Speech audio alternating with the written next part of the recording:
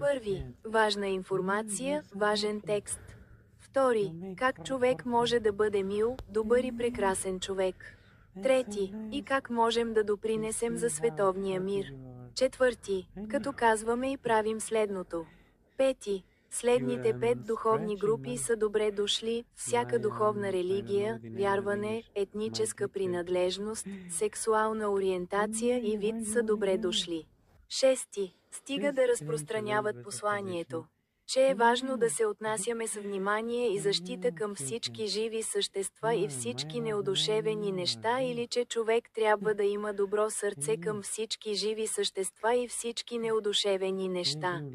Седми, най-важното е, че всеки психически, психологически, емоционално и физически здрав възрастен трябва да се стреми да помага на различни живи същества и неодушевени предмети, деца, животни.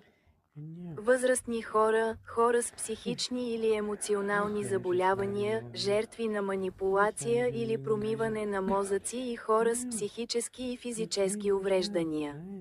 Осми, околната среда, живите същества, неодушевените предмети, изкуственият интелект и здравите възрастни жени и мъже. Девети, всяка духовна религия, вярване, етническа принадлежност, сексуална ориентация и всяко живо същество е добре дошло. Какво друго би могло да означава това? Десети, едно човек може да се моли и да благодари за хубавите неща в живота, да поиска помощ в трудни ситуации или да се моли за добър живот тук или в отвъдния живот.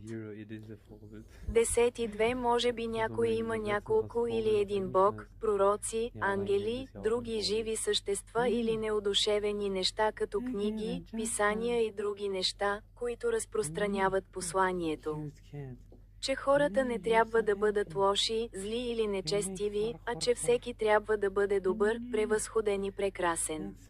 11. Тогава всеки може да вярва и да прави каквото иска, защото всички са добри един към друг въпреки тези различия.